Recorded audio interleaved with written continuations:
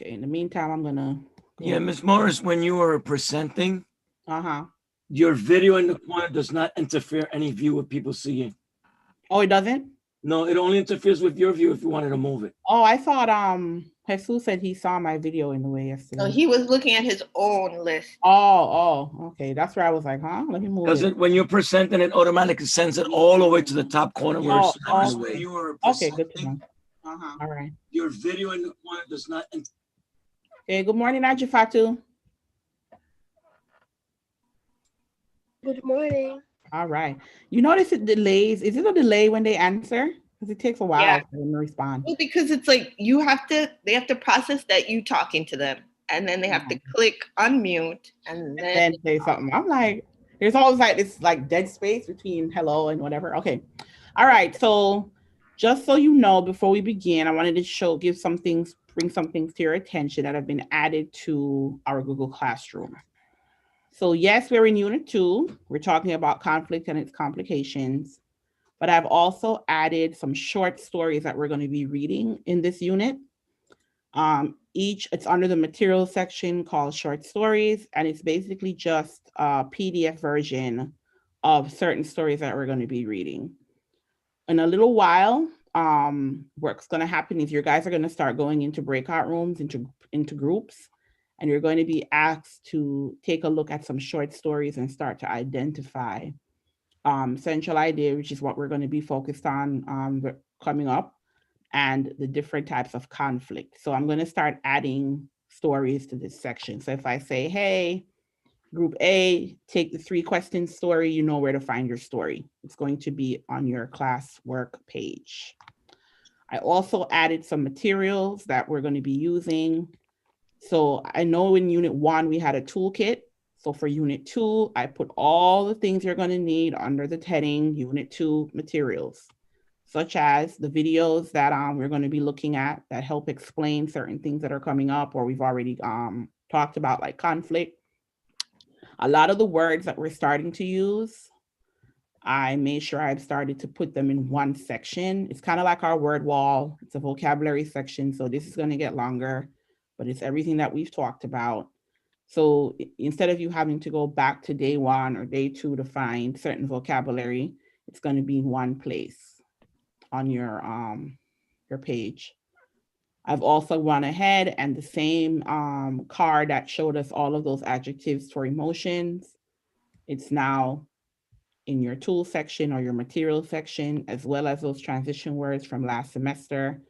Because if you notice as we're reading, a lot of those transition words are being used. So when it comes to pulling from your toolbox or pulling from a resource section, I've added those to your classroom page. They will come in handy later on. Do you understand that? Are we clear on that?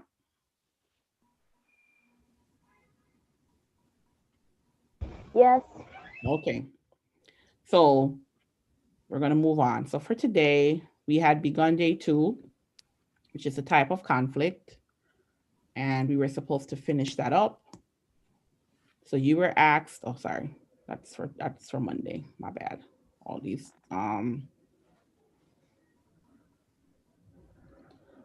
tabs open. Okay. So you were asked to read the 3 excerpts that followed the first one.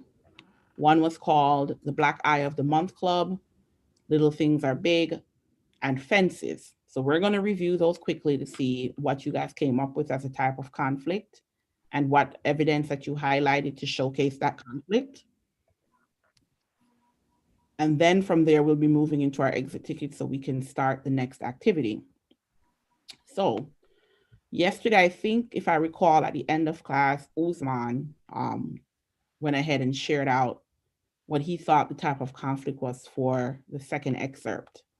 And we agree that the second type of conflict would be nature. Am I correct? Why did we say it would be nature? Why did we agree that it's character versus nature? Because he was born with it, and like it came to him naturally. It wasn't him who did it himself. Right. And what was occurring naturally? What was occurring naturally for this character? Him being born with a Yes, cerebral fluid. right. He was born with a lot of spinal fluid inside his skull, right? Okay, good. So we're gonna move on to the next one. The next one is the things are big. Someone say something? Yeah. Oh, who's that? Jesus. Oh, hey, Jesus, good morning. Hey, just brain grease. Yes, brain juice, cerebral spinal fluid, however you want to call it. He definitely had some difficulties with that, and it is a naturally occurring experience. So we're putting that under character versus nature. So the third one, or the fourth one technically, can anybody tell me what this was about? Little things are big. What was this excerpt about? I did character versus self. Okay, what was it about?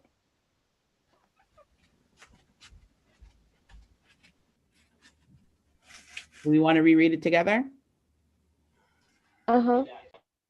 Okay, I remember thinking, I'm a Negro and a Puerto Rican. Suppose I approach this white lady in this deserted subway station late at night. What would she say? What would be the first reaction of this white American woman? Would she say, yes, of course you may help me? Or would she think I was trying to get too familiar? Or would she think worse? What do I do if she screamed when I went to offer my help? I hesitated. So based on that information or how the perspective is being shown, Ajifatu says it's character versus self. Do we agree with Ajifatu? Raise your hand if you agree. Yes. Okay. Is that, who said yes, Mr. Cruz? Yeah, I'm sorry. We agree? We all agree, or do we think it could be something else?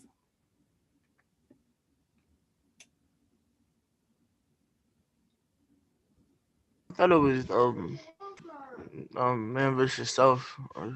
Okay, that's what Ajifatu said. Yes. Matthew, do you agree or disagree? Because she's contemplating like what she's gonna do. Right, he's contemplating. And that is one of the key characteristics of character versus self, is when you're contemplating or there's a struggle with a thought or a decision, right? Character versus self. It could also be character versus society. I was gonna say that next. Thank you, Miss Williams. But thank you. I'll let Miss Williams expound on that. So I mean, it also be society, Miss Williams. Right, because what he's really fighting against is not really like his own thing. He's fighting against what he knows to be the perception of people, right? He's fighting against being a Black person, being a Puerto Rican person. You're frozen, Miss Williams. Uh-oh. It happens. All right. Totally frozen. Back. But did you hear what Miss Williams was saying? Yeah, he's fighting against the stereotype. Yeah. All right, the stereotype. Very good. Right. So you got that vocabulary down, man. You know, him himself. Yes, Miss Williams. And Jesus just added that when I asked if they heard what you said, he said yes, he's fighting against the stereotypes. Right. Exactly. Right? Yep. So it could be either or. And that's the point I'm trying to make. A lot of the stories we're going to read could have more than one type of conflict, right? And it is up to you to argue, and I used a big term yesterday, I don't know if Jesus remembers it. It is up to you to argue the preponderance of evidence, right? Where is the evidence supporting that particular type of struggle or conflict?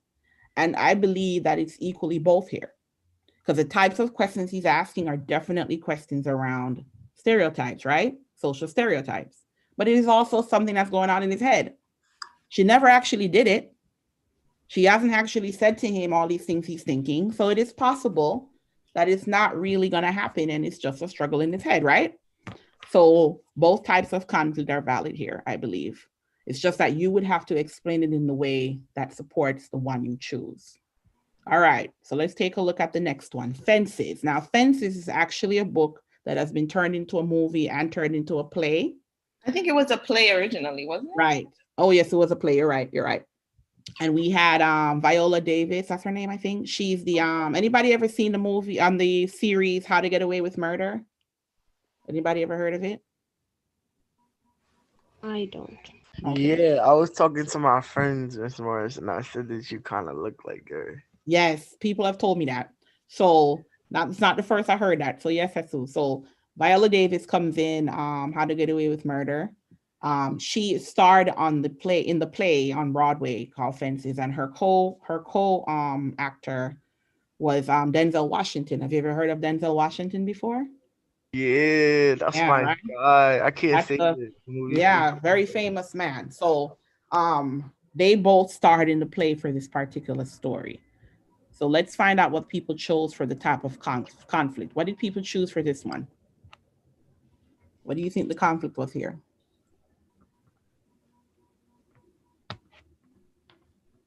For that one, Mm-hmm. hold on. Let me go to it. Let me go to mine. And Matthew and others that are here, feel free to answer. Doesn't have to just be Jesus. Matthew, I haven't heard from you yet. What do you What is think the type of conflict? conflict for Fences? This is the one we're on. What's the thing called, Miss What? uh oh, conflict then. Okay.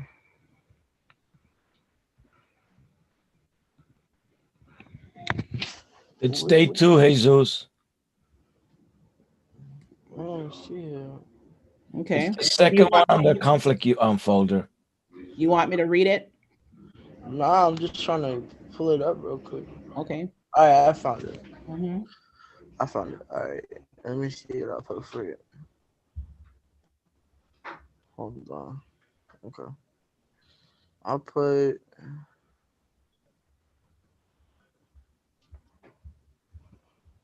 I put character versus character. Character versus character. Yeah, Okay. because I felt like because his mother was changing what the way that she lived because of his father. Mm-hmm. And Mm-hmm. then I felt like that was character versus character because they were both giving up something to benefit each other. Okay. That's a deep one. So character versus character, and you gave some good points. Right. Anyone else? Do we think it's character versus character, or could it be something else? Wait, I highlighted. I wanted a house that I could sing in, and that's what your daddy gave me. I didn't know Mhm. how to keep up with his strength. Very good. So Yeah, she's definitely talking about things that she gave up for other things, right? right. Good. Anyone else? Do we all agree it's character versus character Like or something else? I chose like character versus nature or destiny, cause like on this last sentence here it says it was my life and I didn't have to live it like that, but that's what life offered me in the way of being a woman, and I took it. I Hmm. grabbed hold of it. Okay. Now remember, with nature, it's either what we call natural disasters or something natural that occurs because I of a said physical thing, right? destiny. Mm-hmm. You said something about destiny? Yeah. Destiny. I heard the word destiny, right? Yeah. You're saying right. So could that be a part of what society decided would be what a woman or somebody in her place would have to take? You can look at it that way. Is it a case of a societal thing where she felt like because she was a woman, because it says, but that's what life offered me in the way of being a woman. And I took it. So could it be argued that, you know what, because she's a woman, she felt like she had to do certain things? And then that is not necessarily nature, that could be society. I'm just asking. Mm-hmm.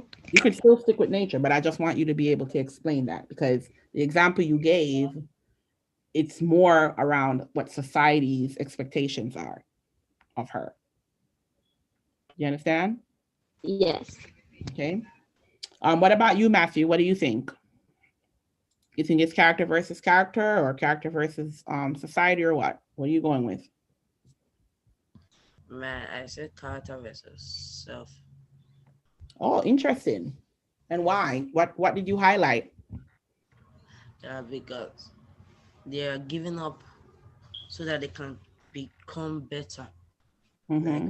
just stuff like that. It's about yourself because without them doing that, they can't be like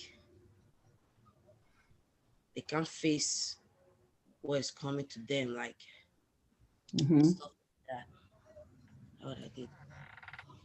Okay, so I lost you at the last part, but you were saying that basically it's a thought process of them not being able to make certain decisions, right? Is that what you're saying? Yeah. Or they had to make certain decisions and it was a Yeah. conflict between themselves. Is that what you're saying? Yeah. Okay, all right. So I agree that it could be any of the three, but here's what I was thinking. Because it is mostly the mother explaining her thought process into why she did certain things. Yes, a lot of her decisions were made to appease the father or to make the father feel good. She wasn't necessarily happy with all of the decisions that she made, but they were decisions that she made. And I don't know if I read anything about the father actually saying something to her or doing something to her in that moment. But I do believe that this entire section here is just about her talking about the struggles she had with the decisions that she made. Are we following me so far? Yeah. Okay. So I'm not saying you guys are wrong, because if you can back it up, so be it. But I'm leaning towards character versus self. I do believe that she's struggling with the decisions that she's made and is going to make around pleasing the dad. So I'm going to put that. But again, that doesn't mean you guys are wrong. But do you understand my rationale behind why I'm saying self? Uh-huh. Okay, perfect. So I'm glad you guys are understanding the process here. You have to read it. Sometimes you got to read it more than once. You have to really pay attention to your specific evidence and really realize what that's trying to tell you, what the author is trying to tell you, and then make a decision on your own around what that looks like. And so far, you guys have been able to really do well on that. And that's called analysis. You guys are analyzing right now, which is a higher reading skill. So that's pretty good. So what you're going to do now on your own is the exit ticket, and you're going to be following suit from what you did before. You're going to be reading the excerpt in its entirety and highlighting, but this time they decided what color you use, it's yellow. You're going to highlight, again, textual evidence to support your answer on the type of conflict. And the name of the novel or the excerpt from the novel you're going to be reading is called The Brief Wondrous Life of Oscar Wilde. Okay? So read the excerpt from Junot Diaz's novel, The Brief Wondrous Life of Oscar Wilde, and identify the type of conflict being developed. Then highlight in yellow textual evidence that supports your answer.